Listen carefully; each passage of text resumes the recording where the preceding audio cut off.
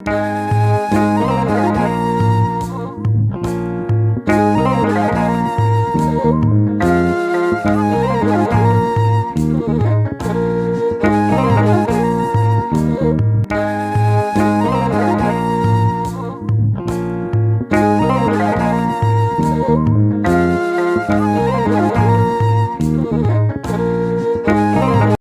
አብ ወወልድ ወመንፈስ ቅዱስ አሐዱ አምላክ አሜን። እንዴት አመሻችሁ? በምሕረት በጸጋው የደገፈን አምላካችንና አባታችን በጌታችን በመድኃኒታችን በኢየሱስ ክርስቶስ የተመሰገነ ይሁን። በሚረዳን በሕያው አምላካችን ጸጋ አንደኛ ጢሞቴዎስ ምዕራፍ 4 ላይ ተጽፎ የምናገኘውን በማንበብ ጌታ በረዳን መጠን እንማራለን። አነበዋለሁ። መንፈስ ግን በግልጥ በኋለኞች ዘመናት አንዳንዶች የሚያስቱ መናፍስትንና በውሸተኞች ግብዝነት የተሰጠውን የአጋንንትን ትምህርት እያደመጡ ሃይማኖትን ይክዳሉ ይላል። በገዛ ሕሊናቸው እንደሚቃጠሉ ደንዝዘው እነዚህ ውሸተኞች መጋባትን ይከለክላሉ። አምነውም እውነትን የሚያውቁ ከምስጋና ጋር ይቀበሉ ዘንድ እግዚአብሔር ከፈጠረው መብል እንዲርቁ ያዛሉ። እግዚአብሔር የፈጠረው ሁሉ መልካም ነውና ከምስጋናም ጋር ቢቀበሉት የሚጣል ምንም የለም፣ በእግዚአብሔር ቃልና በጸሎት የተቀደሰ ነውና። ስለዚህ ወንድሞችን ብታሳስብ በእምነትና በተከተልከው መልካም ትምህርት ቃል የምትመግብ የኢየሱስ ክርስቶስ መልካም አገልጋይ ትሆናለህ። ነገር ግን ለዚህ ዓለም ከሚመችና የአሮጊቶችን ሴቶች ጨዋታ ከሚመስል ተረት ራቅ። እግዚአብሔርን ለመምሰል ግን ራስህን አስለምድ። ሰውነትን ለስጋዊ ነገር ማስለመድ ለጥቂት ይጠቅማልና፣ እግዚአብሔርን መምሰል ግን የአሁንና የሚመጣው ሕይወት ተስፋ ስላለው ለነገር ሁሉ ይጠቅማል። ይህ ቃል የታመነ ሁሉም እንዲቀበሉት የተገባ ነው። ይህን ለማግኘት እንደክማለንና ስለዚህ እንሰደባለን። ይህም ሰውን ሁሉ ይልቁንም የሚያምኑትን በሚያድን በሕያው አምላክ ተስፋ ስለምናደርግ ነው። ይህንን እዘዝና አስተምር፣ በቃልና በኑሮ በፍቅርም በእምነትም በንጽሕናም ለሚያምኑቱ ምሳሌ ይሁን እንጂ ማንም ታናሽነትህን አይናቀው። እስከመጣ ድረስ ለማንበብና ለመምከር ለማስተማር ተጠንቀቅ። በትንቢት ከሽማግሌዎች እጅ መጫን ጋር የተሰጠህን በአንተ ያለውን የጸጋ ስጦታ ቸል አትበል። ማደግህ በነገር ሁሉ እንዲገለጥ ይህንን አስብ፣ ይህንንም አዘውትር። ለራስህና ለትምህርትህ ተጠንቀቅ፣ በእነዚህም ጽና። ይህን ብታደርግ ራስህንም የሚሰሙህንም ታድናለህና። ቅዱስ አባታችን እግዚአብሔር በሰማያት የምትኖር የሕይወታችን ጌታ አባታችን አምላካችን ሆይ በተወደደው ስለኛ አሳልፈ በሰጠኸው ልጅህ በጌታችን በኢየሱስ ክርስቶስ እናከብረሃለን። ስለሰበሰብከን በፊትህም ስላቆምከን ቃልህን እንድንካፈል ምሕረትህን ስላበዛህልን ክብር ላንተ ይሁን። አሁንም አባት ሆይ የቃልህን ደጆች በመክፈት አስተምረን፣ እንደሚረባን ለውስጣችን ውስጥ ተናገር። ማንም ከምክርህ እንዳይጎድል ሕያው መንፈስህ ጉባኤውን በጽድቅ እንዲቆጣጠር እንጸልያለን። ቃልህን ከሰው ልብ በመልቀም ማስተዋልን በመያዝ ጤናማው ምክርህን በማጣመም የሚሰሩ የክፋት መንፈሳውያን ሰራዊት በአንድ ሰው ላይ እንኳ ዕድል እንዳይኖራቸው በኢየሱስ ስም የታሰሩና የተሰደዱ ይሁኑ። ቅዱስ አባት ሆይ ጉባኤው በአንተ ጸጋ የተሞላ ይሁን፣ በኢየሱስ ክርስቶስ ስም አሜን። ባለፈው ሳምንት ጀምረነዋል ምዕራፍ 4ን። የመጀመሪያውን ከቁጥር 1 እስከ 5 ድረስ ያለውን በተወሰነ መልኩ ትላንትና ባለፈው ሳምንት በነበረን ጊዜ ተመልክተነዋል። ለጢሞቴዎስ የተሰጠ መመሪያ የሚል ርዕስ ሰጥተነዋል። ሙሉውን ምዕራፍ የመጀመሪያው ክፍል ላይ ያለውን አንብበነው ነበር። አሁንም በድጋሚ አስታውሳችኋለሁ። ባለፈው ሳምንት በነበረን ክፍለ ጊዜ በተለይ ከቁጥር 2 እስከ 3 ባለው ክፍል ሐዋርያው የገለጠውን በማስጠንቀቂያ መልኩ ያስቀመጠውን ከልዩ ልዩ ስህተት ጋር የተያያዙ ነገሮች ተመልክተን ነበር። በዋናነት በዚህ ክፍል የተጠቀሰው ስህተት 3 ነገር እንደነበረው ተመልክተናል። የመጀመሪያው ነገር ከአጋንንት የተነሳ ጤናማውን የሃይማኖት ትምህርት መካድ ነው። ጤናማውን የሃይማኖት ትምህርት መካድ ማለት ደግሞ ምዕራፍ 3 የመጨረሻው አንቀጽ ላይ በዝርዝር እንደተመለከት ነው። ከዛም ባሻገር ደግሞ የሃይማኖት ምስጢር በማለት ሐዋርያው እንደገለጠው የቤተ ክርስቲያን ዋና የሆነውን ትምህርትና ምስጢር መካድ ወይም ደግሞ ከዛ በተለየ ሁኔታ መቆም እንደሆነ ተመልክተናል። ይህንን ደግሞ እግዚአብሔር በጌታ በኢየሱስ ክርስቶስ ምሕረትና ይቅርታን ወደኛ እንዳመጣ እንዲሁ ደግሞም በጌታ በኩል ራሱ ቀድሞ አስጠንቅቋል። የሕያው እግዚአብሔር መንፈስም በልዩ ልዩ ሁኔታ እንዲህ አይነት ነገር ሊኖር እንደሚችል አስታውቋል። ለዚህ በአንደኛ ዮሐንስ 4:1 እና በሁለተኛ ዮሐንስ ቁጥር 7 ላይ ያለውን በማንሳት ጌታ ኢየሱስ ክርስቶስ በሥጋ እንደመጣ አለመታመን ወይም የጌታችንን ሥጋዌ መቃወም እንደው ዝም ብሎ የስህተት ትምህርት ወይም እንዲሁ ከአእምሮ የመነጨ ውድቀት ብቻም ሳይሆን አጋንንታዊ መሆኑን በተለይ ዮሐንስ በዚህ ዙሪያ በጠንካራ ቃላት መናገሩን አንስተን ኢየሱስ በሥጋ መምጣቱን የማያምን ወይም ደግሞ ይሄንን የሚቃወም ትምህርት ባጭሩ ከጥልቁ እንደሆነ ከአጋንንት እንደሆነ ይነግረናል። ከሥጋ ነው ከስህተት ነው የሚል እንደሌላው አይነት ስንፍና አንዳንድ ጊዜ ያው ሰው በሥጋ ድካምና በተለያየ አይነት ሁኔታ እንደሚሆነው አይነት ቀለል ያለ ችግር አድርጎ አልቆጠረውም። አጋንንታዊ መሆኑን ነግሮናል። ከዚህ ጋር በተያያዥነት እንግዲህ የመጀመሪያውን ቁጥር ስናነብ መንፈስ በግልጥ በኋለኞች ዘመናት አንዳንዶች የሚያስቱ መናፍስትንና በውሸተኞች ግብዝነት የተሰጠውን የአጋንንትን ትምህርት እያደመጡ ሃይማኖትን ይክዳሉ ይላል። እና ይሄንን አስቀድሞ የገለጠው የሕያው እግዚአብሔር መንፈስ ነው። ስለዚህ በኋለኛው ዘመን የሚሆነውን ማለትም ከጌታ በክብር ማድረግ በኋላ በምድር ላይ በቅዱሳን ዘመንና ሕይወት ሁሉ ዙሪያ ሊኖር የሚችለውን ነገር አስቀድሞ ጌታ ገልጧል በመንፈሱ በኩል። ይሄም ደግሞ ከአጋንንት የተነሳ ጤናማውን የሃይማኖት ትምህርት የመሳት አደጋ ሊኖር ስለሚችል የተሰጠ ማስጠንቀቂያ መሆኑን ተመልክተናል። ከዚህ ጋር በተያያዥነት ወደ ኋላ ተመልሰን በሐዋርያት ሥራ ምዕራፍ 20 ከቁጥር 29 እስከ 30 ለኤፌሶን ሽማግሌዎች ሐዋርያው በእንባ ጭምር የተናገረውን እያለቀስኩ እላችኋለሁ ለመንጋው የማይራሩ ጨካኞች እንዲገቡባቸው አውቃለሁ እያለ ሽማግሌዎች የኤፌሶን ሽማግሌዎች ለራሳቸውና ለመንጋው እንዲራሩ እንዲጠነቀቁ ጭምር በእንባ ማስታወቁን አንስተናል።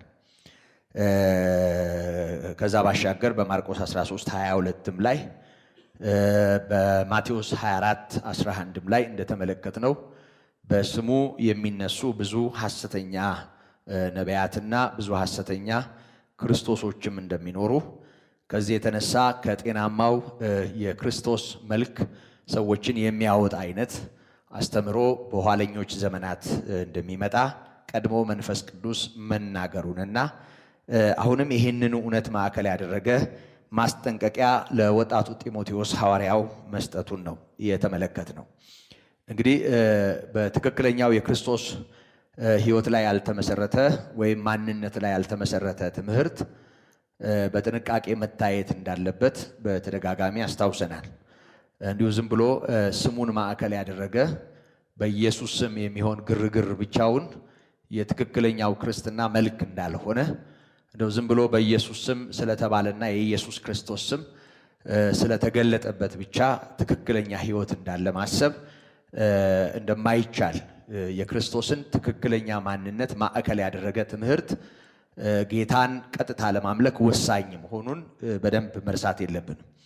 እንግዲህ ጌታ ከሰማይ የመጣ መሆኑን ካመንን፣ ሥጋን ገንዘብ ያደረገ ቃል መሆኑን ካመንን፣ ፍጹም ሰው የሆነበት እውነት የመለኮት ሥራ መሆኑ ከገባን፣ ከጽንሰት ጀምሮ በጌታ በኢየሱስ ክርስቶስ ማንነት በተለይ ከሥጋዊው ጋር በተያያዘ ነገር ያለው ነገር እውነት ነው ብለን የምናምን ከሆነ ከዚህ የሚለየውን ትምህርት እንደ ቀላል ማየት፣ ዝም ብሎ እንደ አተያይ መመልከት፣ ዝም ብሎ እንደ መረዳት መመልከት በጣም አደገኛ ነገር ነው። በተለይ በዚህ ዘመን መሰረታዊ የሆኑ የክርስትና ትምህርቶች በአገልጋዮች እይታ የሚበረዙበትና ያም ደግሞ እንደ መገለጥ ተቆጥሮ በአዳዲስ ነገሮች ሰዎች የሚቦርቁበት፣ የሚዘልሉበት፣ አየር የሚቀዝፉበት ነገር ቀላል እንዳልሆነ እናያለን። ከዚህ የተነሳ ምናልባትም በዚህ ሚዛን ቢመዘን በጣም ገለባ የሆኑ ትምህርቶች ብዙ ሰዎች ሕይወት ውስጥ አለ። ያ ማለት ትክክለኛው ኢየሱስ ክርስቶስን የመሳት አደጋ ይኖራል ማለት ነው። ስለዚህ በስሙ ተጠርቶ ስሙን እየጠሩ እንዲሁ ባህሪውን ማንነቱን የሳተ አምልኮና መንፈሳዊ እንቅስቃሴ ውስጥ መገኘት ሳያውቁት በአጋንንት መጠለፍ ሊሆን እንደሚችል መጠንቀቅ እንዳለብን ያስገነዝበናል። እንግዲህ እኛ ሰይጣን የምንለው ሰው ላይ ሲለፈልፍ፣ ሲጮህ፣ ሲንፈራገጥ የምናየው በየጸሎቱ በየመንፈሳዊው ስነ ስርዓት እንደው ተቃጠልኩ ከዚህ መጣው ከዛ መጣው ሲል የምናየው መተት ነኝ ምናምንቴ ነኝ ሲል የምንሰማውን ነው። እሱ ነው የሚገባን። አጋንንት ሲባል ሁልጊዜ ይሄ ሲንፈራገጥ ምናየው ሲለፈልፍ ምናየው ነገር ነው አይምሯችን ላይ ያለው። በመሰረቱ የማይንፈራገጠው ሳይከፋ አይቀርም ይመስለኛል። ለምን ይመስላችኋል? እንደ ፍሬ የምናገረው በመሰረቱ ሰይጣን ሔዋንን ሲያስታት ላይዋ ላይ የሰፈረ ይመስላችኋል? ሰፍሯል ይለናል መጽሐፍ ቅዱስ። አደረባት ነው የሚለው፣ ያዛት ነው የሚለው። ከዛ የሆነ ነገር እንደሱ ነው የሆነው። እንደሱ አይደለም የሆነው። ሐሳቧን ያበላሽ በላይዋ ላይ ቀጥታ እንዳደረ አይነግረን መጽሐፍ ቅዱስ። ሐሳቧን ያገኘው።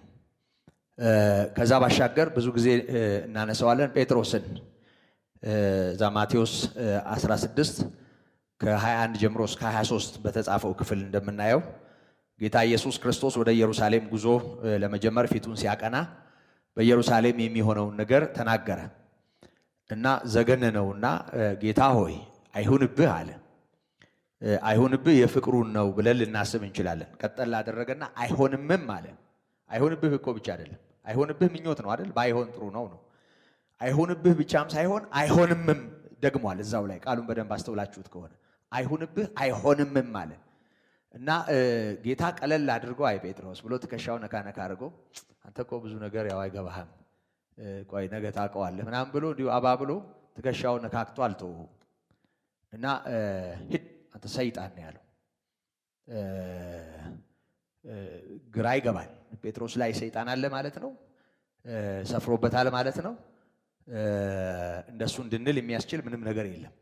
ያውም በአማርኛ በዚህ በቋንቋ ባህሪ ተለዋጭ ዘይቤ ነው አይደል የተጠቀመው። እንደ ሰይጣን ሆነህብኛልም አይደለም። መጀመሪያ ሰይጣን ማለት እንደው ጨርሶ ጴጥሮስን ተቃዋሚ አድርጎታል ማለት ነው።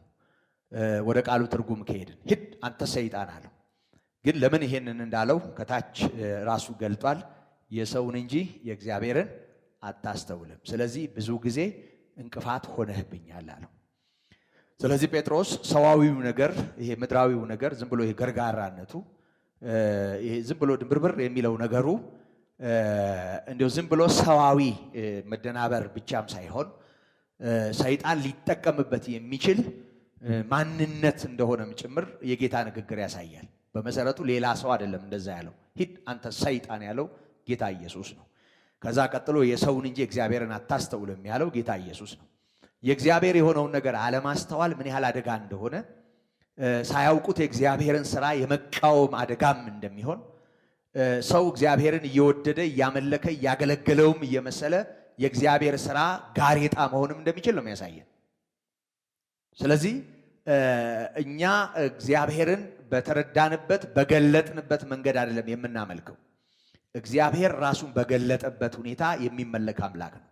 እግዚአብሔር ጣዖት አይደለም። እኛ ቅርጽ አንሰጠው፣ እኛ መልክ አንሰጠው። ለጣዖት ነው ሰው ቅርጽ የሚሰጠው። ያው በመሰረቱ ጣዖትን የሚፈጥረው ሰው ነው አይደል? ጣዖታት በሰው ነው የሚፈጠሩት። አፍንጫ የሚያስፈልጋቸዋል ብሎ ካሰበ አምላኪው አፍንጫ ይሰጣቸዋል። ጆሮ ያስፈልጋቸዋል ካለ ጆሮም ይሰጣቸዋል። አምላኪው ጥጃ ላድርገው ብሎ ካሰበ የጥጃ ቅርጽ ይሰጠዋል። እዚህ ውስጥ ባለው ኢሜጅ መጠን ወይም ውስጡ ባለው ሐሳብ መጠን የሆነ ቅርጽ ይሰጠዋል። ስለዚህ ጣዖቱ አፍንጫ ካለው ሰውየው ነው የሰጠው፣ እግር ካለው ሰውየው ነው የሰጠው። ለዚህ ነው የአሕዛብ አማልክት ዓይን አላቸው አያዩም፣ ጆሮ አላቸው አይሰሙም፣ እግር አላቸው አይራመዱም፣ እጅ አላቸው አይዳስሱም፣ የሚያመልኳቸው እንደነሱ ይሆኑ ይላል። እርግማን ነው ይሄ። እያላቸው አይኑራቸው ማለት ነው። ስለዚህ የአሕዛብ አማልክት የአሕዛብ ጣዖታት ሰው የሰጣቸውን ባህሪ ሰው የሰጣቸውን ነገር ነው የሚሸከሙት። የራሳቸው ነገር ሊኖራቸው አይችልም። እግዚአብሔር ግን እኛ የፈጠርነው አይደለም፣ የፈጠረን ነው። እኛ የሆነ ቅርጽ ሰጥተን ደስ ባለ መጠን የምናመልከው አይደለም። ራሱን በገለጠበት ሁኔታ የሚመለክ አምላክ ነው። ፈቃዱ ግልጽ ነው፣ ባህሪው ግልጽ ነው። እንዴት እንደምናመልከው በግልጽ ተቀምጧል። ስለዚህ እኛ እንደፈለግን ስሜታችንን እንደፈለግን የራሳችንን ግንዛቤ ልማዳችንን ማዕከል አድርገን ልናስደስተው የምንታገልለት ዛር አይደለም። እግዚአብሔር ራሱን በገለጠበት ሁኔታ በግልጽ መመለክ ያለበት አምላክ ነው። ስለዚህ አስተምህሮች ወይም ደግሞ ስለ እግዚአብሔር በተለይ በክርስቶስ ስለተገለጠው የእግዚአብሔር ማንነት የሚኖረን ነገር መጽሐፍ ቅዱስን መሰረት ካላደረገ፣ አስቀድሞ እግዚአብሔር ለአባቶቻችን በነቢያት ራሱን ገልጧል። በኋላ ደግሞ ሁሉን ወራሽ ባደረገው ዓለማትን በፈጠረበት በልጁ በዚህ ዘመን መጨረሻ ራሱን ለኛ ግልጽ አድርጓል። እግዚአብሔር በኢየሱስ ክርስቶስ የገለጠው ማንነቱ ፍጹም ነው። ከዛ ባሻገር አንድም ነብይ ተብዬ አንድም አስተማሪ ተብዬ እንኳን እንደኛ ስጋ የለበሰ ይቅርና ከላይ እንደው ክንፍ ካለው ክንፍ እያማታ የሚበራ ነገር ካለው እንደው የሚበራ ነገር ያለው መስሎ ቢገለጥ እንኳን ጳውሎስ እንደተናገረው ከኛ የሚለየው እኛ ከሰበክ ነው የሚለየው የሚሰብክ የሚያስተምር ማንም ቢኖር የተረገመ ይሁን ነው ያለው። ስለዚህ በመገለጥ ሰበብ በአዲስ መረዳት ሰበብ የምንቦርቅለት የምናጨበጭብለት ነገር ሊሆን አይገባው። ስለዚህ የጌታን ነገር መጽሐፉ በገለጠው ሁኔታ ብቻ መረዳት፣ ምንም ወዲያም ወዲም ሳንል ባለው መጠን ምን አገባኝ እኔ እግዚአብሔር ባልገለጠው ጉዳይ ለምን መከራ በላለሁ? በተገለጠው መጠን እግዚአብሔር ማወቅ፣ እዚህ ጋር ባለው መጠን የቀደሙት እሱን በተረዱበት እግዚአብሔር አብርቶላቸው ባስተማሩት መጠን ከዚያ መጠን ምንም ነገር የመቧጠጥ ግዴታም የለብንም፣ መብትም የለንም። ከዚህ የተነሳ የስህተት ትምህርቶች እና አስቸጋሪ ነገሮች ይሄ ሲለፈልፍ እንደምናየው የአጋንንት ጩኸትና ከዛ ጋራ እንደተያያዘው ሁኔታ መታሰብ የለበትም። እንደውም ይሄ በጣም የወረደው ይመስለኛል። ያው የሰይጣን ቀላል ባይኖረው ሰይጣን ሁሌም ሰይጣንም ቢሆን በየትኛውም ሁኔታ ወደ ሰው ሕይወት ቢመጣ ዓላማው ማረድ፣ መግደል፣ ማጥፋት እንደሆነ ቢጻፍም በትምህርት መልኩ የሚመጣ ሰይጣናዊ ነገር እጅግ በጣም አደገኛ ነው። ሌላ ክርስቶስን በሰው አይምሮ ይስላል ማለት ነው። ያልተማርነውን ሐዋርያት ያላስተማሩትን ክርስቶስ እኔ እንደውም በጣም ብዙ ጊዜ ከራሴ ጋር ተሟግቻለሁ። ባለፈውም ያወራኋችሁ ይመስለኛል። ኢትዮጵያ ውስጥ የተሰበከው ክርስቶስ እውነት የእግዚአብሔር ልጅ ነው ወይ ብዬ እኔ ራሴን ጠይቄ ያውቃለሁ። መጀመሪያም ሲመጣ ከዚህ ከባህሉ ከምናምን ጋር ተተራመሰና እርዳታ የሚያስፈልገው ፍጡራን ሁሉ ተባብረው የሚያግዙት ክርስቶስ ሆነ። ትምህርቱ ተበረዘ። ድብልቅልቅ ያለ ትምህርት ሆነ እና ያው ባህል ሆነ። ሰው ከነዛሩ ከነአውሊያው ከነጨሌው ከነምናምንቴው የሚያመልከው ክርስቶስ። ሰው አውሊያ ቤትም ሄዶ ጃንጥላ ቢሰጥ ጧፍ ቢያቀልጥ ምንም ችግር የለውም። ቤተክርስቲያንን ቢመጣ እኩል የሚዘየር እንደውም እኮ ዛሬ ሰው እንደው ትንሽም እንደ ባለ አእምሮ እየነቃ ነው እንጂ እኛ ልጆች ሆነን ንግስ ላይ ባለዛር እንዴት አብሮ እንደሚጨፍር በጣም ያቃጥላል በእውነት። አይታችሁ ታውቁ የሆነ ክፍለ ሀገር አሁንም አለ በየክፍለ ሀገሩ ሽቱ ጥምቀት ላይ ሽቱ ነው ምሱ ተብሎ በጣም አንዲት ሴት ትዝ ይለኛል። ይሄ አጥንት ያለው የማይመስል ጭፈራ የምትጨፍር በጣም የምትጨፍር ሴት ሽቱ እንዲያስቀምጠውላት እንዲህ ተገልብጣ በከንፈሯ እንደዚህ አንስታ በእጇ ሳትነካው እንዲህ ስትወረውር አስታውሳለሁ። ቤተክርስቲያን ግቢ ከጥምቀት እንግዲህ በሚገባበት ሰዓት ማለት ነበረ ማለት የሰዎች ዛር ተነስቶ አንድ ላይ ሲል አስታውሳለሁ። አሁንም አሉ አንዳንድ ቦታዎች። የትኛው ክርስቶስ የእግዚአብሔር ልጅ ኢየሱስ እና ዛር አንድ የአምልኮ ስነ ስርዓት ውስጥ አንድ አይነት እንዴት ይሆናል? አሁንም የተለየ አይመስለኝም። በዛው አይነት ሁኔታ ሽቶ ሲጠጣ አናየውም እንጂ ሌላ ብዙ የሚጠጣው ነገር አለ። አሁንም መልኩን ቀይሮ በዚህም ዘመን በትክክል ባህሪው የክርስቶስ ባህሪ ይሄ በስጋ የተገለጠው አምላክ እዚህ ጋር በተጻፈው መጠን የማይገለጥበት በሌሎች ተስፋዎች እግዚአብሔር ባልሰጠው ኢየሱስ ክርስቶስን ባላከበት ነገር የተሞላ መዓት ልክ ያልሆነ ነገር ቤተክርስቲያን ውስጥ አለ። አሁንም የእግዚአብሔር ልጅ እንደው ከስሙ ባሻገር ማንነቱ መታወቅ አለበት። ያ ማለት ምን ማለት ነው? ከቀዳማዊነቱ ጋር ተያይዞ ያለው ጥርት ያለ ሁሉን የሚችል አምላክ በስጋ የተገለጠ ጌታ ሰው ሆኖ ወደኛ ከመምጣቱ በፊት በነበረበት ማንነት በኋላም ቃል ስጋ ሆነ ጸጋና እውነትን ተሞልቶ በእኛ አደረ። ደግሞ ከስጋዊው ጋር የተያያዘ ጥርት ያለ ትምህርት። ምክንያቱም እግዚአብሔርን የመምሰል ምስጢር ያለ ጥርጥር ታላቅ ነው ካለ በኋላ በስጋ የተገለጠ ብሎ ነው የሚጀምረው። ይሄ በክብር ያረገ እስከሚለው ድረስ ያሉትን 6 ነጥቦች ስናይ ጌታ ኢየሱስ ክርስቶስ በቃ እዚህ ጋር በተገለጠው መጠን እንኳ በእያንዳንዱ አእምሮ መኖር አለበት። ስለዚህ ትምህርቶችም ቢሆኑ የአገልግሎት ጠባዮችም ቢሆኑ አንዳንድ ጊዜ መገለጥ የሚመስሉ መናፍስታዊ ልምምዶችም ቢኖሩ እያንዳንዱ ሰው ጌታን ልክ እንደ መለኪያ እንደ ቱምቢ መረዳት ከቻለ በትክክለኛው የጌታ ባህሪ ይለየዋል ሌላው። ስለዚህ አጋንንት ይገለጣል፣ ክፉ ትምህርት ይወድቃል፣ መጽሐፍ ቅዱሳዊ ያልሆነው ነገር ይረግፋል። በኢየሱስ ስም ሰይጣን አያገኘንም። በኢየሱስ ስም ሰይጣን በእኛ ህይወት እድል አይኖረው። ይሄ ዝም ብሎ በስሙ የሚሰራው ብዙ አስፈሪ አይደለም ለኛ። መቼም አዳልሞቲ ነኝ ቢል የሚሸወድ ይኖራል። ይሄ የምናውቀውን የዛር ስም ጠርቶስ ቢመጣ ማንህ ብሎ ከሱ ጋር እዚህ የሚያሸበሽብ ይኖራል። ግን በኢየሱስ ክርስቶስ ስም ደግሞ በደንብ መስተዋል ያለበት በስሜ ነው ያለውና ስሙን ማዕከል ያደረጉ ሁኔታዎችን ነው በጥንቃቄ መመርመር የሚያስፈልገው። ስለዚህ ምን ያህል ጉዳዩ ምን ያህል ጥንቃቄ እንደሚጠይቅ ትምህርቱ ያስገነዝበናል። መንፈስ በኋለኛው ዘመን ምን እንደሚሆን ነግሯል። አንዳንዶች በሚያስቱ መናፍስት በውሸተኞች ግብዝነት የተሰጠውን ምን የአጋንንት ትምህርት እያደመጡ ሃይማኖትን ይክዳሉ። አጋንንት ትምህርት አላቸው ማለት ነው። ማንን ይጠቀማሉ? ውሸታም ሰዎችንና ግብዞችን ይጠቀማሉ። ለእግዚአብሔር የማይታዘዝ ሰው ለስህተት ትምህርት መንገድ ይሆናል። ውሸታም ሰው ለስህተት ትምህርት መሳሪያ ይሆናል። የሰይጣን እጅ መሆን ይችላል።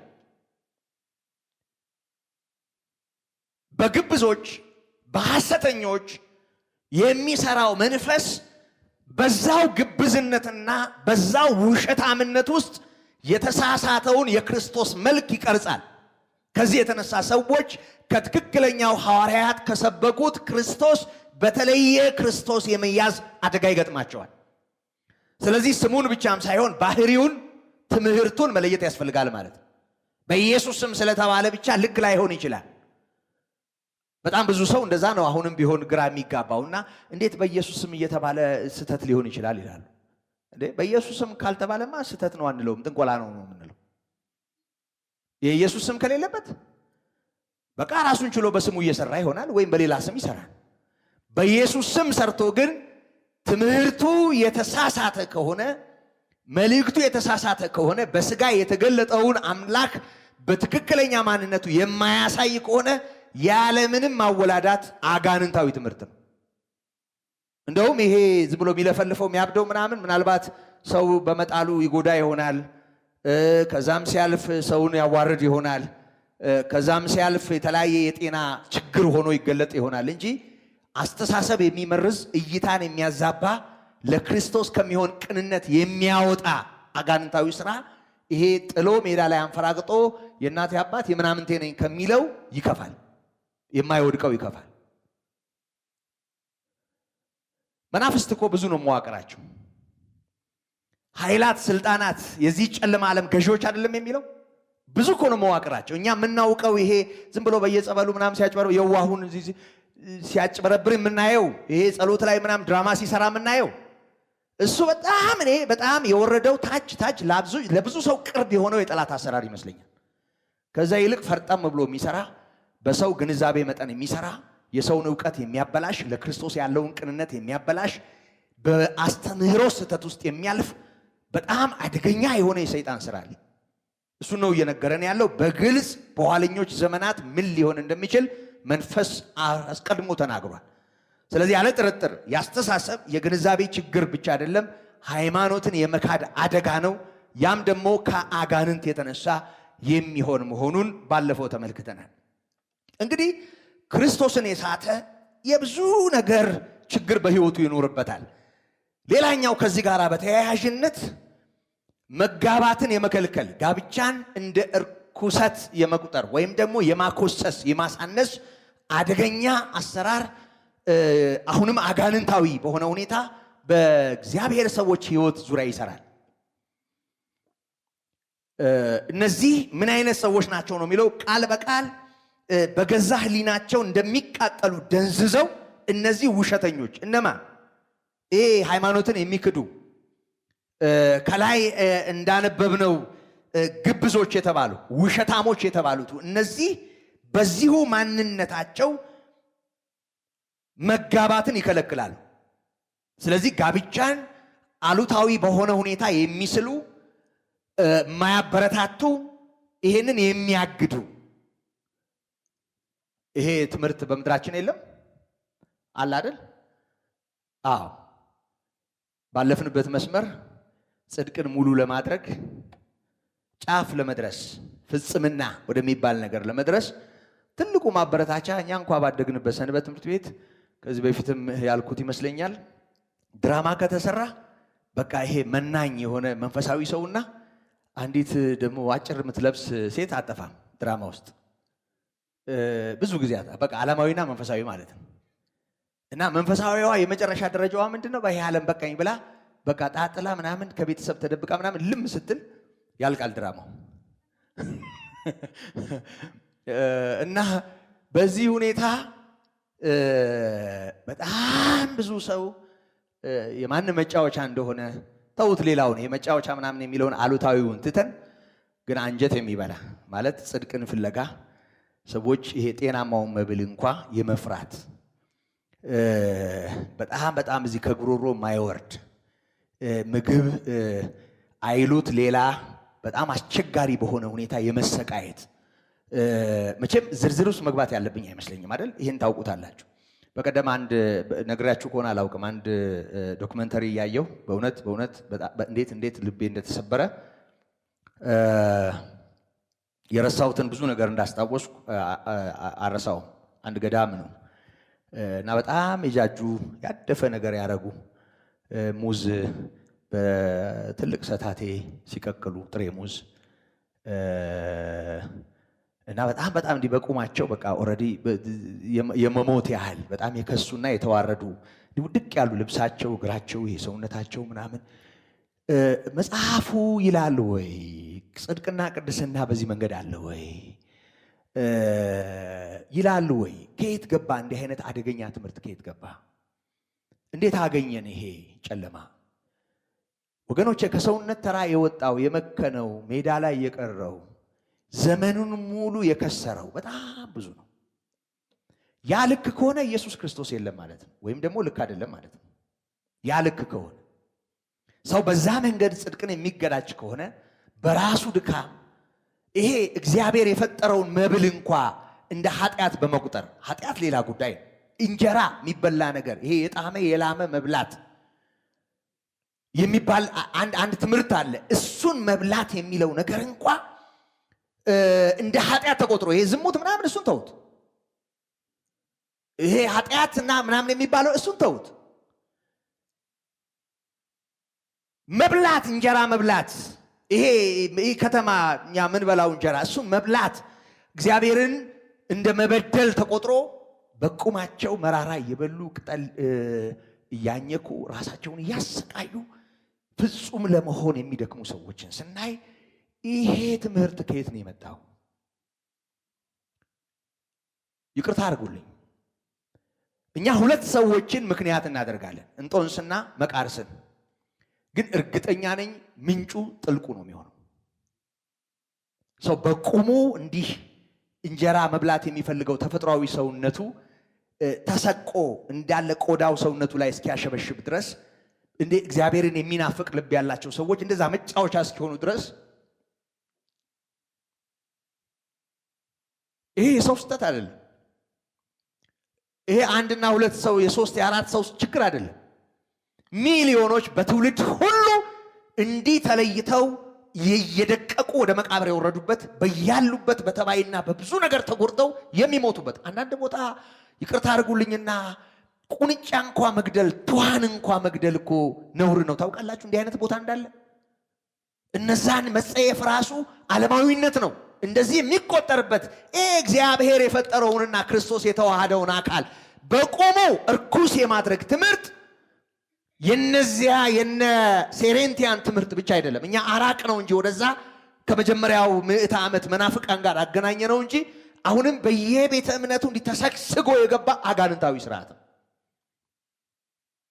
ምንም ይሄንን ምንም አድርገህ ቀባብተህ መንፈሳዊ ልታደርገው አትችልም። በገዛ ሕሊናቸው እንደሚቃጠሉ ደንዝዘው መጋባትን ይከለክላሉ። አለማግባት ብቻውን ጽድቅ የሚሆንበት ምንም የመጽሐፍ ቅዱስ ባክግራውንድ የለም። አለማግባት ትንሽ ክፍተት እንኳ ያለው ለአገልግሎት ካለ መሰጠት ጋር የሚሆን ጃንደረብነት ነው። እሱን ደግሞ ባለፈው አንስተነዋል።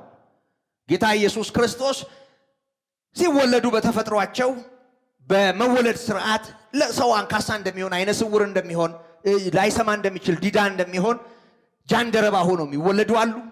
ሰው ጃንደረባ የሚያደርጋቸው የሚሰልባቸው ሰዎች አሉ። ስለ መንግስተ ሰማያት ራሳቸውን ጃንደረባ የሚያደርጉ ማለትም እግዚአብሔር ለሰጣቸው ኃላፊነት በቃ እዚህ ዓለም ውስጥ ያለውን ስርዓት ተወት አድርገው የሚኖሩ አሉ። እንደ ጳውሎስ ብቻላችሁ እንደኔ ብትሆኑ መልካም ነው እንዳለ፣ ያገባ ሚስቱን ያላገባ ግን ጌታውን እንዳለ የሚከፈል አገልግሎት ይኖራል ብሎ ሲያስብ ሰው በዚህ መንገድ ሊሄድ ይችላል። በመሰረቱ ይሄንንም ጌታ ኢየሱስ ከተናገረ በኋላ ማቴዎስ 19 ላይ ያለ ቃል ነው። ከተናገረ በኋላ ሊቀበለው ያለ ይቀበለው ብሎ ነው የሄደው። ይሄ እንዴት ከባድ ነው የሚል ነገር የሚሰሙት ሕሊና ላይ ነበረ። ግን ጌታ ኢየሱስ ክርስቶስ ምንድን ነው ያለው? ለተሰጠው ነው ይሄ ነው ያለው። ይሄም ዝም ብሎ ከአባ ከሌ ተኮርጆ የሚገባበት ዓለም አይደለም።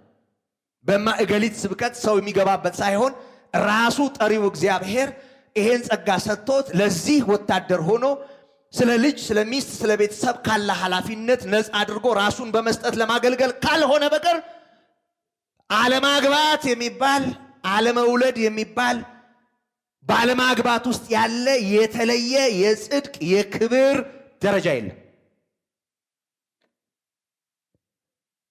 እነዚህ ዝም ብለው ከንትን የመነጨ ስተት ትምህርት አለባቸው አይደለም እያለ ያለው ይኸውላችሁ፣ ከላይ ነው የሚጀምረው። ክርስቶስን ከመሳት ነው የሚጀምረው። ክርስቶስን መሳት ለብዙ ነገር ነው የሚያጋልጠው፣ ለብዙ ነገር ነው የሚያጋልጠው። ከዛ ነው የሚጀምረው።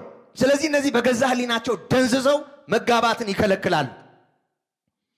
ስለዚህ ጋብቻን የሚቃወም ጋብቻን አሉታዊ በሆነ ሁኔታ የሚስል አለማግባትንም የሚያበረታታ ስለዚህ በጣም ብዙ ሰዎች ጤናማውን ነገር እንደ በሽታ እንዲቆጥሩት እንደ መንፈሳዊ አለመሆን እንዲቆጥሩት የሚያደርግ ትምህርት ግልጽ ባለ ሁኔታ ምንጩ ጥልቅ ነው የሚሆነው። የተሰጠው ካለ በዚህ ሁኔታ አለማግባት መብቱ ነው። ግን አለማግባት ላይ ባንዲራ ሰቅሎ የተለየ ጽድቅ እንዳለው መስበክ ግን መብት የለው። መጋባት በሁሉ ዘንድ ክቡር፣ መኝታውም ንጹህ እንደሆነ መታወቅ አለበት። እግዚአብሔር ትውልድን የሚያስቀጥልበት ጤናማ ስርዓት መሆኑን መታወቅ አለበት። ደግሞ እያንዳንዱ በዝሙት ከሚቃጠል ለአንዲት ሴት አንድ ወንድ፣ ለአንድ ወንድ አንዲት ሴት መጽሐፍ ቅዱሳዊ መሆኑን መስተዋል አለበት። እነዚህን ጤናማ ነገሮች በመንፈሳዊ ስብ መዋጋት አጋንንታዊ ነው፣ ለብዙ ነገር ያጋልጣል። ደግሞ የሚያሳዝነው ነገር ሰዎች በዚህ መንገድ እንጸድቃለን ብለው በዚህ መንገድ ራሳችንን ገለን ጌታ እናከብራለን ብለው ለሌዝቢያንነት ለግብረ ሰዶማዊነት ሲጋለጡ ማየት፣ ከእንስሳ ጋር ሲዳሩ ማየትን የመሰለ ደግሞ እጅግ ልብ የሚሰብር ነገር የለም። በዚሁ መንገድ ያለ ጨለማ ነው ይሄ። ሰው ትክክል ያልሆነውን በተጋፋ ቁጥር ትክክል ላልሆነ ነገር ይጋለጣል፣ ስህተት ለሆነ ነገር ይጋለጣል። መቼም ሁሉ አይወራም ሁሉ አይነገርም እንጂ እንዲህ ባለው ሁኔታና እድል ምን ያህል አደገኛ ነገር እንዳለ በዚህ መስመር እናውቃለን። ልክ በክርስቶስ የሆነውን ጽድቅ እንደመግፋት ማለት ነው። እዛ ሮሜ 10 የመጀመሪያው አንቀጽ ላይ እግዚአብሔር ያቆመውን ጽድቅ ትተው የራሳቸውን ጽድቅ ሊያቆሙ ሲወዱ ተላልፈው ወደቁ ይላል አይደል? የሚያምኑ ሁሉ ይጸድቁ ዘንድ ክርስቶስ የሕግ ፍጻሜ ነው። ስለዚህ እግዚአብሔር ጽድቅ ያለውን ነገር ሰው በተጋፋ ቁጥር በግብዝነት የራሱን ነገር ለማቆም በጣረ ቁጥር እግዚአብሔር ደግሞ ልኩን ያሳየዋል አውርዶ። ለማይረባ ነገር ነው ተላልፎ የሚሰጠው። ስለዚህ ሰው እግዚአብሔር ሰጥቶት ከሆነ እንዲሁ በኩረጃም አይደለም፣ ከሌላውም እንዲሁ በመዋስም አይደለም፣ በስብከትም ብዛት አይደለም፣ ተሰጥቶት ሰው በዚህ መጠን የሚያገለግለው ኖሮ ደግሞ የሚያገለግለው ኖሮ የሚያልፍበት መንገድ ከሆነ ራሱ እግዚአብሔር ጸጋውን ስለሚያድል በዚያው መንገድ ይሂድ። በዛ መንገድ የሚሄደው ሰው ግን ይሄንን እንደተለየ ፍጽምና ቆጥሮ መስበክ ግን ሰይጣናዊ መሆኑን ባለፈው ተምረናል። አሁንም ደግሜ ይሄንኑ አሰምራለሁ። ከዚህ ጋር በተያያዘ ሌላኛው ስህተት ደግሞ ከመብል ጋር የተያያዘ ነው። አሁን ያነሳሁት ነው። ባለፈውም እግረ መንገዴን አንስቼዋለሁ። እግዚአብሔር ከፈጠረው መብል እንዲርቁ ያስተምራሉ ይላል። ይሄ መብል የማጥራት ጎመንን የማጽደቅ አይደል፣ ሰላጣን የማጽደቅ ምን በለው መቼም መንፈስ አይደለም የሰላጣ መንፈስ ብለን አንራገም። ትምህርት ነው፣ የስህተት ትምህርት። መብልና መጠጥ ምን ያህል እንደሚያወጋግዝ መቼም ሌላ ምስክር አልጠራም። እኛ ራሳችን ምስክሮች ነን። ብዙ ነገር ሆኗላ። ብዙ ነገር ሰዎች አንድ ወንድሜ አሁን ከአገልግሎቱም ወጥቷል እንኳን ከአለው ነገርና እዚህ ቂርቆስ አሳማ ይሄ ሰኮና ድፍን ምናምን በሚለው ነገር አንድ ጊዜ እያስተማረ በብሉይ ኪዳን እንደዚህ ነበር፣ በአዲስ ያውም ብሉ እኮ አይደለም ያለው። በስማ በቃ ሰዓት ነደደ። በጣም ብዙ ሰው ተባበሩ። አሳማ ብሉ አለ ብለው አወገዙት። ከዛን ጊዜ ወዲህ ጠፋ፣ ከአገልግሎቱ ተባረረ። ምን የመሰለ አገልጋይ፣ ብዙ ሰው የሚጠቅም ሲጠቅም የነበረ ከኛም በእድሜ በጣም ታላቅ ነው፣ እኛንም የጠቀመ ልጅ ነው የነበረው እና በዚህ ምክንያት በቃ መድረሻ ሳጡት። በዚህ ያውም ብሉም አይደለም እኮ ብሉም ቢል ሌላ ነገር ነው። በሐዲስ ኪዳን እንዲህ አይነት ነገር የለም ነው ያለው። በሐዲስ ኪዳን ከህሊና የተነሳ እንደዚህ መሆን አለበት፣ ያኔ እንደዚህ ይከለከል ነበር፣ አሁን ባለንበት ኪዳን እንደዚህ ነው ብሎ ነው ያስተማረው። ብሉም አይደለም። በስማ የነበረው ነገር አረሳም። በዚህ የተጎዱ ሰዎች ከመብልና ከመጠጥ ጋር ተያይዞ እንደ ትልቅ ወንጀለኛ ተቆጥረው የተጠሉ ሰዎች፣ የተጣሉ ሰዎች፣ ከቤተሰብ ጀምሮ መዓት ነገር የሚሆንባቸው ሰዎች ቀላል አይደለም።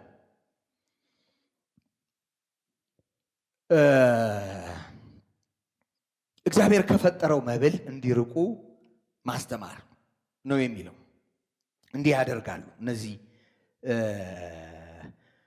ሰዎች ያዛሉ። ይሄ ጽድቅ ነው፣ ይሄ ኩነኔ ነው ይላሉ ማለት ነው። በግልጽ መብልን በተመለከተ ትምህርት አለ ማለት ነው። ያስተምራሉ፣ ያዛሉ እኮ ነው የሚለው። ትእዛዝ አላቸው። አሁን በትእዛዝ መመሪያ አድርጎ በዚህ የአምልኮ ስፍራ ወይም በዚህ ገዳም ወይም በዚህ ሁኔታ ይሄ አይበላም፣ ይሄ ይበላል። የለም እንደሱ አይነት ነገር አሁን በደንብ አለ እንጂ አሁን ይሄንንም ያንንም የማጽደቅም የመኮንንም ጉዳይ አይደለም። ጉዳዩ ግን መብልና መጠጥ ይሄን ያህል ርዕስ ሆኖ አጀንዳ ሆኖ መብል ለሰው ተፈጥሮ ይሄ የሚያልፍ ለስጋ ቁመት ብቻ የሚሆን ነገር ሃይማኖታዊ መልክ ተሰጥቶት ትምህርት ሆኖ ይሰጣል። በዚህ ምክንያት በጣም ብዙ ሰዎች ይጎዳሉ። ትዝ ይለኛል መጀመሪያ ጊዜ አረብ ሀገር እንደሄድኩ በጣም ከፈተነኝ ነገር አንዱ በጣም የሚያሳዝኑ ልጆች እዛ የሚያገለግሉ የነበሩ ልጆች እዛ ሀገር ዳቦ እንኳን ወተት ሳይገባበት አይደረግም እና ያው እንጀራ አሁን እንደ ልብ አለ። ያኔ እንጀራም የሚገኝበት አይደለም እንደ ልብ። ደረቁን እንጀራ እንኳን ማግኘት ከባድ ነው፣ በተለይ ቤት ውስጥ የሚሰሩ ሰዎች። የሚገርመው ነገር ሩዝ ብቻ ያው ምንም ነገር ያልገባበት ነጭ ሩዝ እየቀቀሉ ለወራት እንዲበሉ ይገደዳሉ ከእምነታቸው የተነሳ። እና ሁለት ልጆች አስታውሳለሁ በጨጓራ ህመም በጣም የሚሰቃዩ እና ታክመሻል? አዎ ታክም ያለው ምን ያው ከምግብ ጋር የተያዘ ነው። በተለይ ጾም ሲሆን ነው የሚመጣብኝ። እና ታዲያ በልተሽ ብታመሰግኝ አይሻልም? እንደዚህ አንጀትሽን አስረሽ እያማጥሽ ከእግዚአብሔር ጋር ከምትሟገቺ። ትንሽ ይመስላል ወንጌል ለማይገባው ሰው፣ የእግዚአብሔርን ቃል ለማያቅ ሰው ይሄንን አሜን ብሎ መምህር ከሌ እነሱ ብሎኛ በቃ ችግር የለውም አይባልም። ጭራሽ ጀርባዬን ነው ማጥናት የጀመሩት። እውነት ከዚህ እንኳን ሲሄድ መጀመሪያ የተሰጠኝ መመሪያ አደራህን በመብል ዙሪያ እከሌ የሚባል ሰው መጥቶ እንዲህ አይነት አስተያየት ሰጥቶ እንዲህ አይነት እሳት ነዷል፣ በሚበላና በማይበላ ነገር እንዳታስተምር፣ ዝም በል። ርዕሴ እንዴት ይሆናል? እኔ እንዴት ይሄንን ለኔ ርዕሴ አይደለም እንዴት ሰብካለሁ ብዬ ነው የሄድኩት። ግን ሰዎች ተቸግረዋል ለካ እዛ መሃል ላይ። ኃጢአት አይደለም መብል፣ ጽድቅም አይደለም መብል።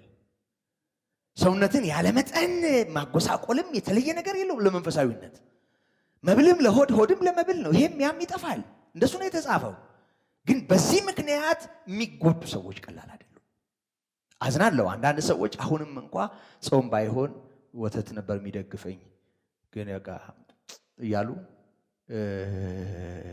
ሲሰቃዩ ማየት ያሳዝናል። ምንድነው ችግሩ ብለን ስናይ ትምህርታችን እንደ እግዚአብሔር ቃል ያልተቃኘ ስለሆነ፣ ትምህርታችን ሰውን የሚያጎሳቁል በክርስቶስ የተገኘውን ነፃነት የሚነጥቅ ሰውን በቃ እንዲህ አውርዶ የሆነ ነገር ባሪያ የሚያደርግ እንጂ ሰውን የሚያግዝ ስላልሆነ፣ በዚህ ምክንያት የሚጎዳው የሚጨነቀው የሚቸገረው ከጨጓራ ህመም ጋር ከሌላ ነገር ጋር ተያይዞ የሚሰቃየው ቀላል አይደለም። እና ይሄ ምንጩ ምንድን ነው ማለት ነው? ከላይ ጀምሮ እዩት፣ አጋንንታዊ ነው።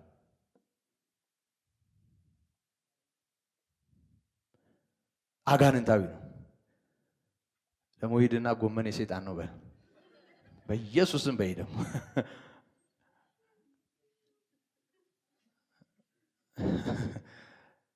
ምን እያልኩ እንደሆነ ይገባችኋል?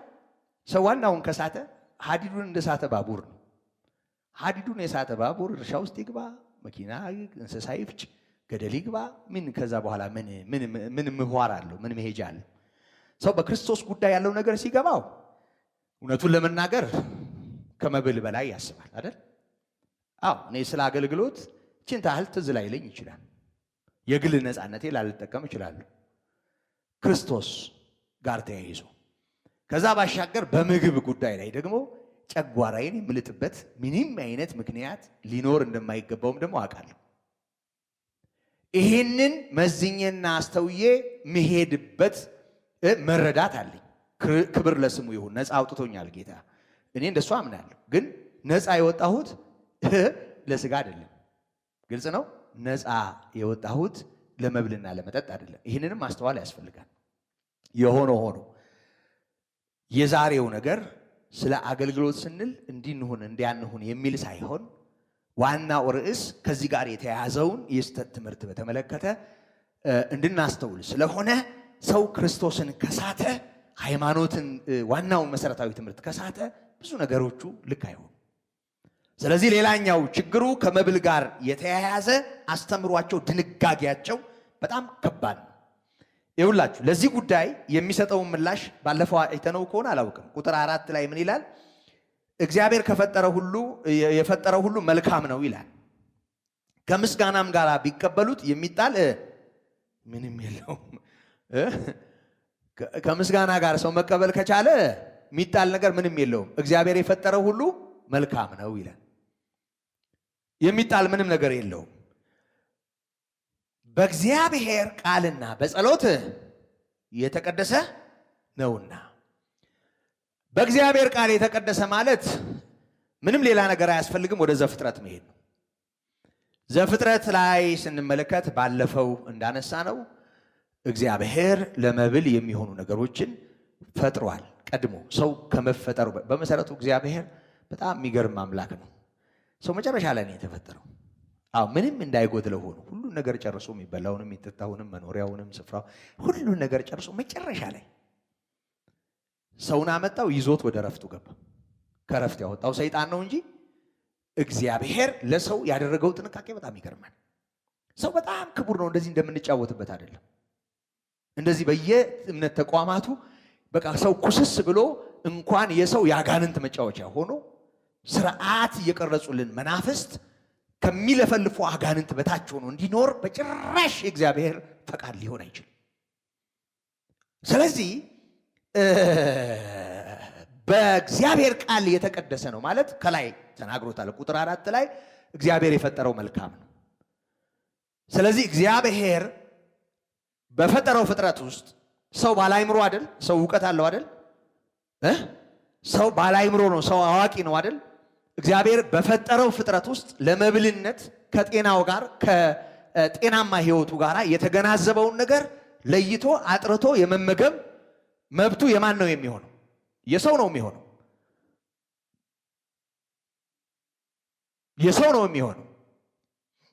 እግዚአብሔር መልካም ነገር ፈጥሯል እና ያንን መልካም ነገር በሰዎች ድንጋጌ እርኩስና ጻድቅ ማድረግ እሱ ራሱ ርኩሰት ነው፣ አጋንንታዊ ነው እያለን ያለው።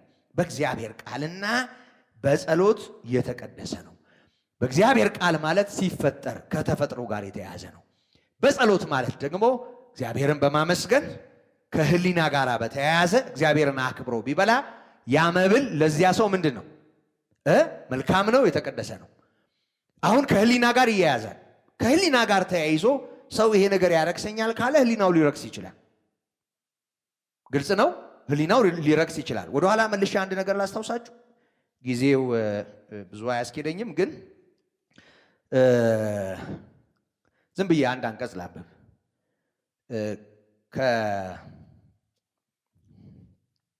ከመብል ጋር የተያያዘ አንድ ችግር እንደነበረ ይነግረናል። የምታውቁት ይመስለኛል። ግን በደንብ እንድናስተውል ለእኛም ስለሚጠቅም ባነበው ደስ ይለኛል። ላንብበው። በእምነት የደከመውን ተቀበሉት፣ በሐሳቡም ላይ አትፍረዱ። ከምን ጋር ነው የሚያያዘው? ከታች ያለው ግልጽ ያደርገዋል። ሁሉን ይበላ ዘንድ እንደተፈቀደለት የሚያምን አለ አለ። ቅድም እዛ ጋር እንደተጻፈው በእግዚአብሔር ቃል በጸሎት የተቀደሰ ነው ብሎ የሚያስብ ሁሉን ይበላ ዘንድ እንደተፈቀደለት የሚያምን አለ። ደካማው ግን አላነበባችሁትም?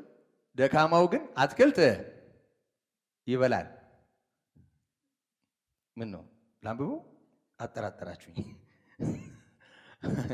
ሁሉ እንደተፈቀደለት የሚያምን አለ። የሚያምን ከእምነት ጋር ነው የተያያዘው ጉዳዩ። ይኸውላችሁ ከህሊና ከእምነት ጋር ነው።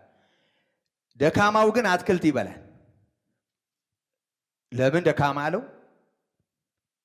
የሚበላ የማይበላውን አይናቀው፣ የማይበላውም በሚበላው አይፍረድ።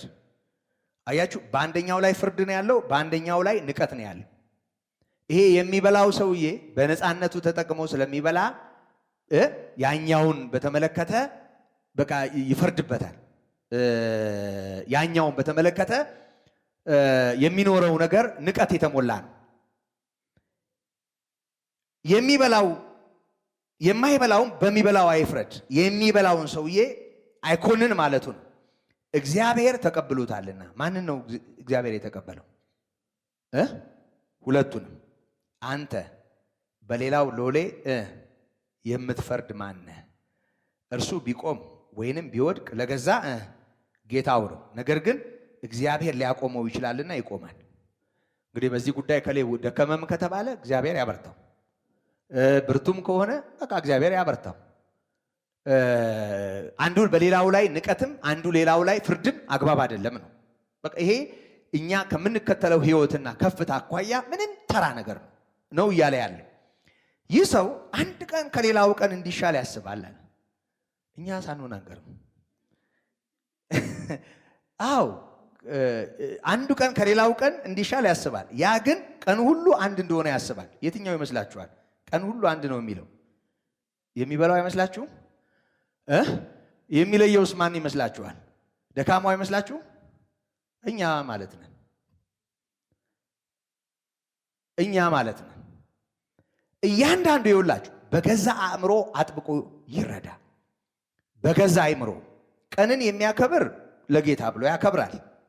የሚበላም እግዚአብሔርን ያመሰግናልና ለጌታ ብሎ ይበላል። እግዚአብሔር ሰጥቶኛል፣ ይሄን የፈጠረው ለኔ ነው፣ እግዚአብሔር ይባረክ፣ ይሄንን እግዚአብሔር እንደው ሰጥቶኛል ብሎ አመስግኖ የሚበላ ከሆነ ይብላ ለጌታው።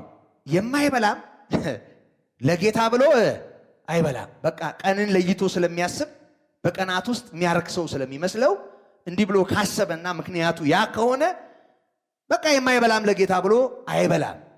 እግዚአብሔርን ያመሰግናል። ያንን በማድረጉ ቀን ለይቶ እንዲህ የሚለው ከመንፈሳዊ ነገር ጋር አያይዞት ነው አይደል? በቃ እሱንም ለጌታ አድርጋችሁ ይዩት። መናቅም መፍረድም ልክ ስላልሆነ ከኛ አንድስ እንኳን ለራሱ የሚኖር የለም ለራሱም የሚሞት የለም ይልና በሕይወት ሆነን ብንኖር ለጌታ እንኖራለን፣ ብንሞትም ለጌታ እንሞታለን። ስለዚህ ማዕቀፋችንና ልካችን የሚሆነው ለእግዚአብሔር ክብር በሚሆነው ጉዳይ ላይ ትኩረት ሰጥተን ለጌታ እንኖራለን። እኛ ለራሳችን አንኖርም። እንግዲህ በሕይወት ሆነን ብንኖር ወይንም ብንሞት የጌታ ነን። ስለዚህ ነገር ሙታንንም ሕያዋንንም ይገዛ ዘንድ ክርስቶስ ሞቷልና ሕያውም ሆኗልና አንተ በወንድምህ ላይ ስለምን ትፈርዳለህ? ወይስ አንተ ደግሞ ወንድምህን ስለምን ትንቃለህ? ፈራጁንም ናቂውንም ሁላችን በክርስቶስ ፍርድ ወንበር ፊት እንቆማለንና እኔ ሕያው ነኝ ይላል ጌታ፣ ጉልበት ሁሉ ለእኔ ይንበረከካል፣ መላስም ሁሉ እግዚአብሔርን ያመሰግናል ተብሎ ተጽፏልና። እንግዲያስ እያንዳንዳችን ስለ ራሳችን ለእግዚአብሔር መልስ እንሰጣለን። አነበዋለሁ። እንግዲህ ከዛሬ ጀምሮ እርስ በርሳችን አንፈራረድ፣ አንዱም የሚንቅ ሌላውም የሚፈርድ አይሁን። ይልቁን ግን ለወንድም እንቅፋት ወይንም ማሰናከያ ማንም እንዳያኖርበት ይህን ቁረጡ። ማንም በዚህ ምክንያት ሰው እንዳይጎዳ ተጠንቀቁ ነው እያለ ያለው። በራሱ እርኩስ የሆነ ነገር እንደሌለ በጌታ በኢየሱስ ክርስቶስ ሆኜ አውቄያለሁ፣ ተረድቻለሁ። ነገር ግን ምንም እርኩስ እንደሚሆን ለሚቆጥር ለእርሱ ምንድን ነው? እርኩስ ነው ከሕሊና አኳያ። ወንድምህም በመብል ምክንያት የምታሳዝን ከሆንክ እንግዲህ በፍቅር አልተመላለስክም። ክርስቶስ ስለሱ የሞተለትን እርሱን በመብልህ አታጥፋው። አያችሁ፣ ዋናው ነገር የሰው ሕይወት ትልቅ ነው። ክርስቶስ የሞተለትን ሰው በምግብ ምክንያት በምትበላው ነገር እንዳታደናቅፈው፣ እንዳታጠፋው፣ እንዳትጎዳው። እንግዲህ ለእናንተ ያለው መልካም ነገር አይሰደም። የእግዚአብሔር መንግሥት ጽድቅና ሰላም በመንፈስ ቅዱስ የሆነ ደስታ ናት እንጂ መብልና መጠጥ አይደለችምና። እንዲህ አድርጎ ለክርስቶስ የሚገዛ እግዚአብሔርን ደስ ያሰኛል፣ በሰውም ዘንድ የተመሰገነ ነው። እግዚአብሔርን ደስ ማሰኘት፣ ከዛ ደግሞ ለሕሊናው ጥንቃቄ ማድረግህን አለማደናቀፍህን የሚያይ ሰው ሊያከብርህ ይችላል በዛ ምክንያት።